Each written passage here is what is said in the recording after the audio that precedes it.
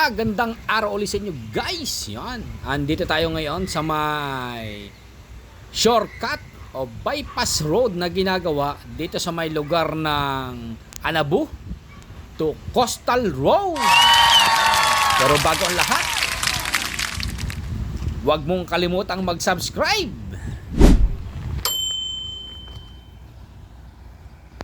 At ang kahabaan ngang ito ay samentado na, pero may mga binubuhusan pa rin kami katulad na lang nito.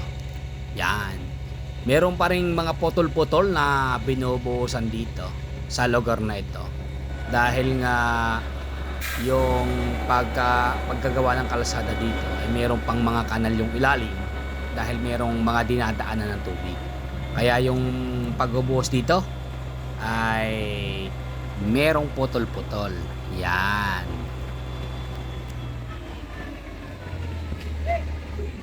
Tapos na tayo magbuhos, kaya abante na tayo dito sa unahan. Yan. Kung mapansin nyo guys, may ginagawang rebatement dyan sa kanan. Yan. Kapag natapos nilang lagyan ng rebatement dyan sa may kanan na yan, itong lupa na ito ay dadagdagan at ipapantay doon sa binubuhusan natin yon. Yan. At ang kadiretsuhan ngang ito ay magiging kalsada. Pero pagdating dito sa may banda rito ng Baku na ito, yan, merong ditong parteng kikipot dahil meron ditong pader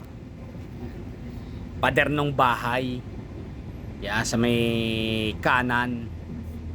At dito naman sa may kaliwa, makikita nyo ay kulang yung pader. Yan. O hindi pa nila ginagawan ng pader. Dahil nga tayo ay dito pa gumigilid sa lugar na ito. Yan. Pero pagka naayos na po yan, yan, so pwede nila lang gawin yan, yung lugar na yan. Yan. Dito lang tayo dadaan sa may gilid ito. At mapansin nyo, yan na yung ilog. At may ibang contractor din po yung gumagawa dyan sa may kabila na yan. Rebatement din po yung ginagawa nila dyan. Yan. Pag taas natin dito, andito na yung isang kalsada pa rin na mahaba na yung nabuhusan dito. Yan. Halos patapos na ito. Ito na sa may dulo na ito. Yan. Pag angat natin dito sa may lugar na ito, ito po ay kalsada na. Yan. Hanggang dulo na yan sa kanilang ginagawa. Yan. Pero hindi pa po yan tagos. Ang lugar na ito ay tagos dyan sa may, kung alam niyo yung may Bukandala, tapos may kanyon dyan sa may tulay. Yan. Dyan po yan tatagos. Pero hindi mismo dyan sa may kanyon na iyan tatagos yung bypass road na ito. Mamaya kuhanan ko yung nasa may dulo kung saan ba ito tatawid. Tapos pakita ko sa inyo doon sa kabila sa may kanyon kung nasaan yung bypass road doon na ginagawa o nagawa na pero hindi pa naidudugtong. Ang lugar nga na ito ay merong kalahati pa rin katulad dito, kalahati kalsada dahil may mga puno pa nga dyan sa kanan. Pero sa may bandang unahan nito, sa may barracks nila, ayan yung may container po na yan, ay kompleto na ulit yan. Yan. Ganyan po yan. At ganyan na po yung bypass road na ginagawa dito papuntang coastal. Galing po ng Anabu. Yan. Diyan po sa may kanyon. Diyan po manggagaling yan. Pero syempre, ito ay potol hanggang dyan sa may dulo kasi hindi pa yung tinutuloy. Ang plano dito, ang nakausap ko noon ay magkakaroon dito ng tulay patawid sa kabila. Yan. Pakita ko sa inyo mamaya yung haba ng nagawa na nila dito, tapos yung tatawiran kung saan banda, pero hindi ko pa rin sure kung saan eksakto doon, pero doon tatawid sa may lugar na malapit sa dulo papunta naman doon sa may kabilang ginagawa na bypass road. Yan. At ayan nga, bumaba ako dito sa lugar na ito para ipasilip sa inyo yung pinakadulo nito. Yan. Hindi ito masyado nakikita ng maraming tao dahil nga ito ay nasa gilid ng ilog at ang unang ginawa nga dito ay ang revetment, tapos yung gilid naman niya ay ginawang kalsada. Yan. Napakaganda nung dito, kung pagkakaisip ng mga namumuno dito sa may Imus, dahil nga yung tabing ilog ay ginagawa nila ng bypass road. Napakaganda nga naman kasi magagamit itong gilid na ito dahil nga minsan ay sobrang traffic niya sa may Bukandala papuntang Malagasang na yan. Tapos palabas sila ng diyan sa may Daang Hari. Yan.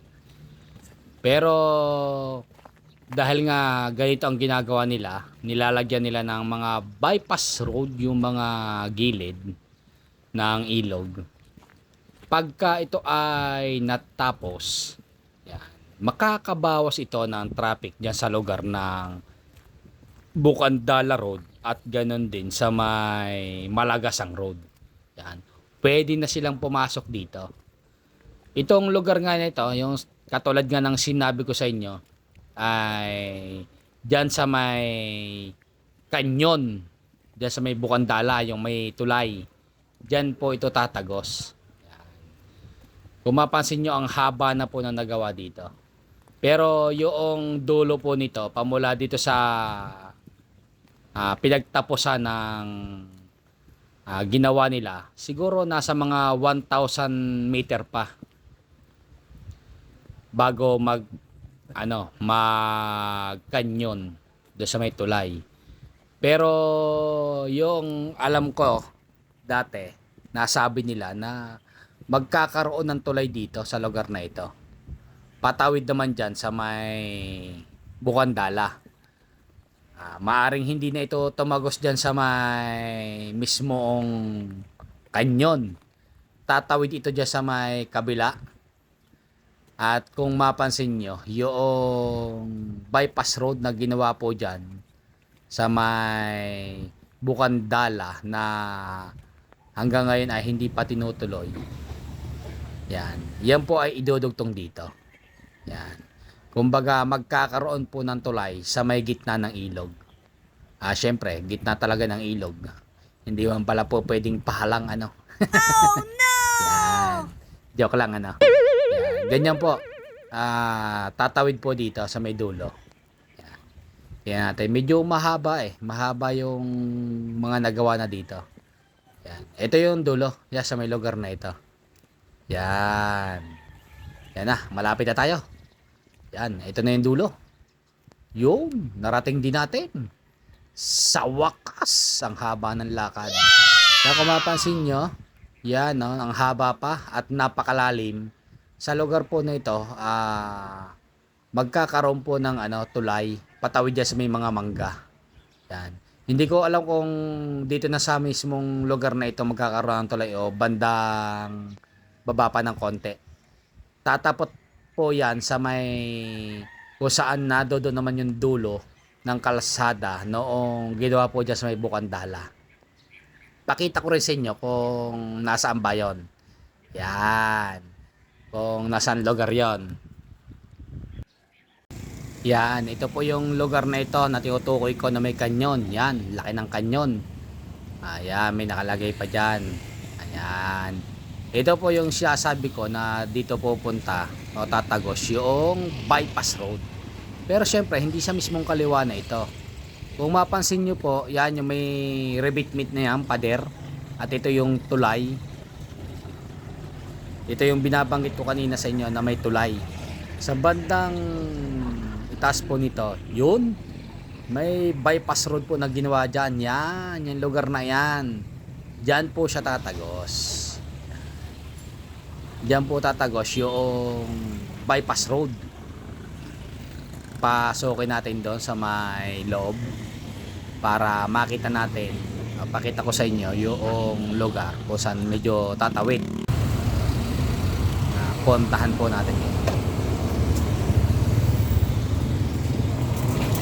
ikot lang tayo. Tapos nandito yung daan sa lugar na ito. Yan. Kung paglampas nyo po ng tulay, yan yung pinasukan ng kotseng pula. Yan. Yan. Yung pinasukan po niyan, ito yung magiging daan. Yan yung lugar na ito. Kung natandaan nyo, ito po ay last year nang ginawa at binuhusan tong mga rebatement dito. Tapos ginawa rin yung kalsada na ito para maging bypass road. Ito po yung kalsada na hanggang dito lang na gagawin ng bypass road. Marami yung nagtataka kung saan ito padadaanin, ano. Yan yung lugar na dati na binuhusan. Ginagawa dito yung rebatement na yan sa may dulo ng pader na yan. Pero ito po yung bypass road na talagang dadaanan. Sarado pa lang po, mga motor lang ang po pwedeng dumaan sa lugar na ito. At ito talaga ay hindi pa talaga dinadaanan ng mga motorista. Kumbaga, yung mga taga rito lang yung dumadaan dito sa lugar na ito. Dahil ito po nga ay putol pa. Hanggang dito lang po yan sa may dulo dito. Yan, sa bandang unahan ito. Yan. Makikita nyo may building dyan sa kaliwa. Hindi ko alam kung anong building po yan eh. Basta yan, dito sa may gilid niyan dadaan. Yan. Ito po yung dulo noong kalsada dito. Yan, hanggang dito lang.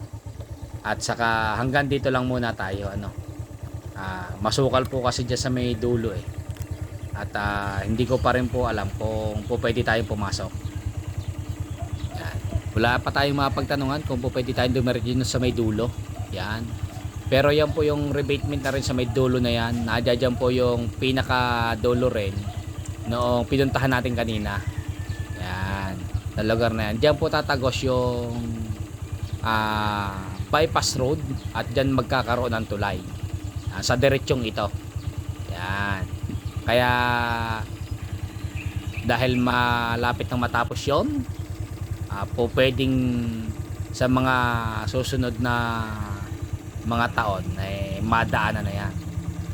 Hindi lang natin masusure ngayon dahil nga po syempre medyo mahaba-haba pa yung gagawin. At kapag nga po kayo napapasok sa lugar na ito, merong gate sa may bandang kanan na nakabukas na po pwedeng pasukan. Pero naka-motor lang po pwedeng makapasok dahil nga may harang pa doon sa may ginawa doon. Yan. Ito pong lugar na ito ay daan laang dito papasok sa lugar na ito, pero hindi po talaga ito yung bypass road na kung pupuntahan nyo po yan ay dito dadaan yung bypass road. Hindi po, dahil ito pong lugar na ito, kung kayo po ay kakanan pagdating din sa may dulo, ito po ay pabalik ng Bukandala. Yan, katulad po nito. Yan. Pagka po kayo ay kumanan dito, yan, ito po ay pabalik ng Bukandala. Yan. Papakita ko lang sa inyo na ito po ay pabalik ng Bukandala sa lugar na ito. Parang tayo ay bumalik lang at pumasok lang sa loob ng subdivision, palabas naman ng Bukandala. Yan, sa lugar na ito. Pag kanan nyo po dito, ito po ay palabas na dyan sa may Bukandala, yung may arko dyan. Yan, yung lugar na yan. Yan, kadiretsuhan na yan. At kung tayo po naman ay babalik dito sa kabila, yan, ito pong lugar na ito ay subdivision din yung papasukan. Yan. Kaya hindi ito po pwedeng maging bypass road sa may lugar na ito. Yan. Ito po ay dinadaanan din ng iba. Siyempre siguro yung mga taga rito lang na may bahay siyempre. Yan. Kung mapapansin nyo, meron ditong gate. Yan. Yan. Gate na po yan, dulo na yan. Kung tayo didiretso dyan, dulo sa tayo dyan sa may subdivision. Yan. At balik na tayo. Yan. At Doon ulit tayo sa may coastal road kung saan binubuhusan natin yung kalsada doon. Let's go! At yan, andito na ngayon tayo sa may coastal road. Yan. At dito nga sa may tulay na ito, mapapansin nyo yung signboard nila dyan. Yan, yan ang papasok po na yan. Yan po yung magiging bypass road. Yan, mapapansin nyo dyan, Malagasang. Yan. At itong lugar nga po na ito, yung palabas, papunta dyan sa may Aguinaldo Highway. Yan, yung lugar na yan. Yun. Kaya nga po itong coastal road na ito, bypass road, ay napakalaking kaluwagan dyan sa mga trapiko kapag ka po ito'y natapos na. Ito pong lugar na ito ay napaka-traffic tuwing rush hour. Yan, yung lugar na ito. Yan po, dyan po tayo lalabas sa lugar na yan. Yan ang ating sasakyan, palabas na dyan sa binubuhusan ng coastal road na yan, na bypass road. Yun, no. Tuwing hapon, napaka-traffic dito sa lugar na ito. Rush hour, yan po yung pinakamatraffic na oras dito sa lugar na ito. Yan. Kaya nga kung matatapos itong lugar na ito ay napakalwan. Kung makikita nyo yan, yung kayo ay galing dito sa loob naman ng bypass road.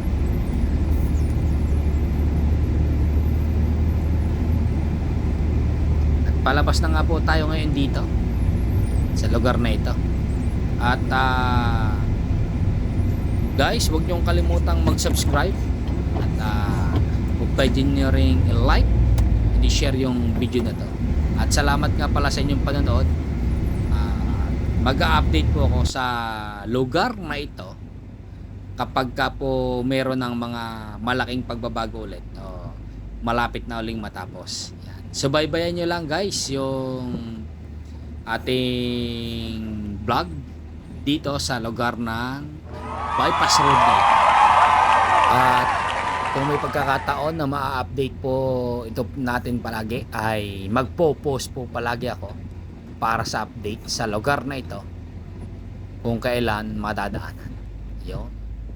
Salamat po sa inyong panonood.